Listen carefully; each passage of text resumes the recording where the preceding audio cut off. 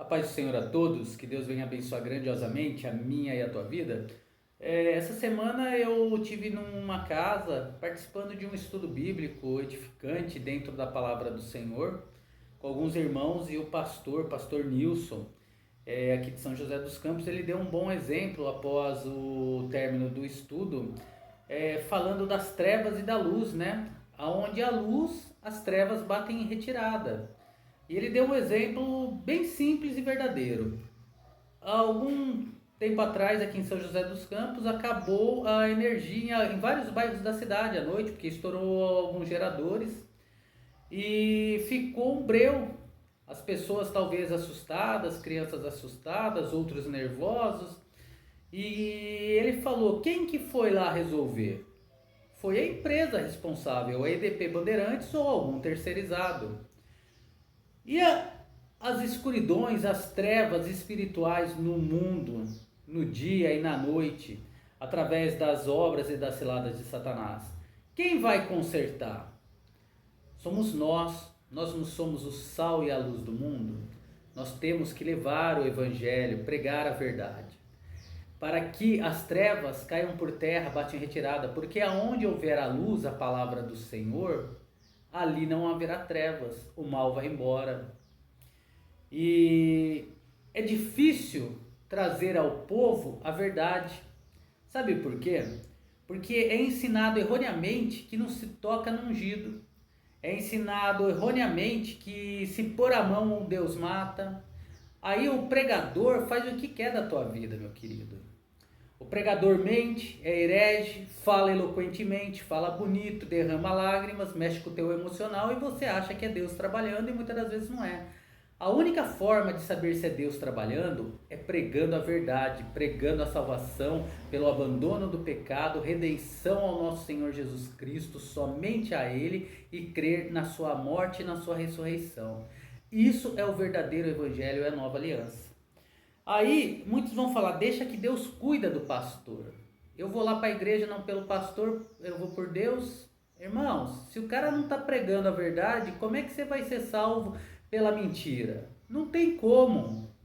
É por isso que eu sempre falo: não dê créditos às minhas palavras, nem à interpretação que eu faço na Bíblia, se você tem dúvida, mas procure na própria palavra. Por que eu faço uma leitura dissertativa? Porque tem muitas pessoas que têm dificuldade em compreender.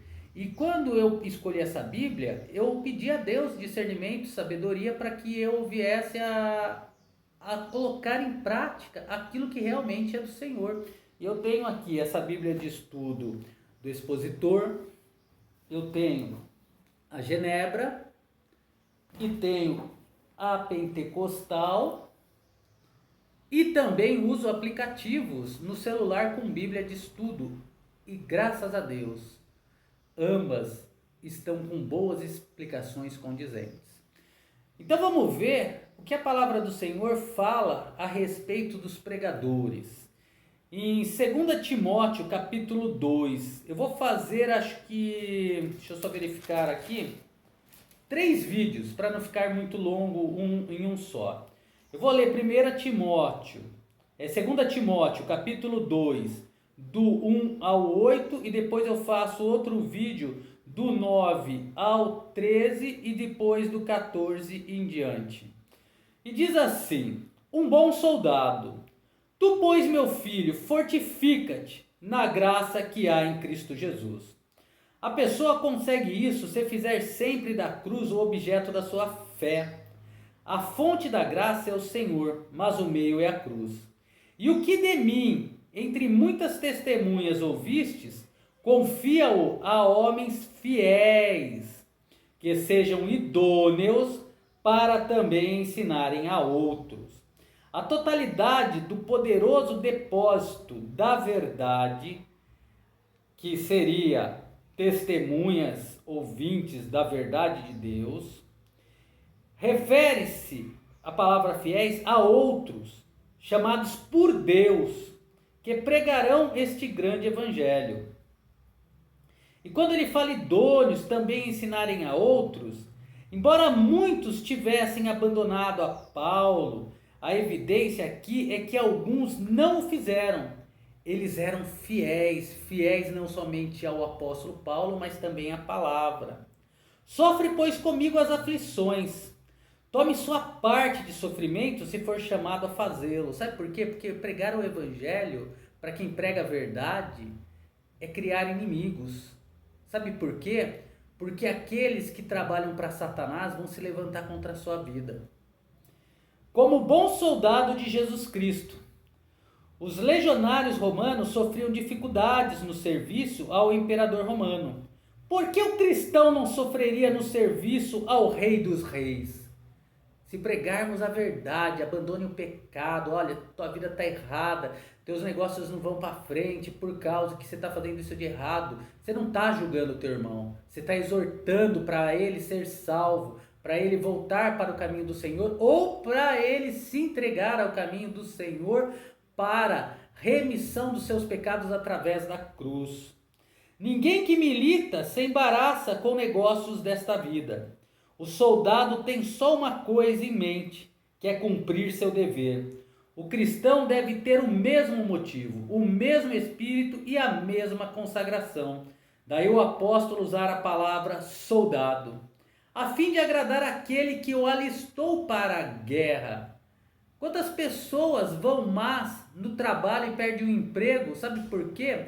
Porque entram lá não para fazer aquilo que foram contratados, mas para fazer aquilo que a rodinha já fazia antes, coisas erradas, WhatsApp, conversinha, ligação para namorada, para esposa o dia inteiro, mas não fazem aquilo que foram contratados pelo seu patrão. E aqui a palavra está dizendo que devemos agradar a Cristo e não a homens, mas infelizmente a maioria agrada a homens, sabem o que todos estão passando e leva as palavras levianas dizendo que é Deus que está falando. Não se preocupam nem em blasfemar, blasfemam de cara lavada, limpa.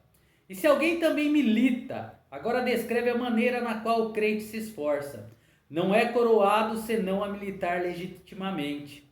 É a preparação para a batalha que está em questão, não a batalha em si.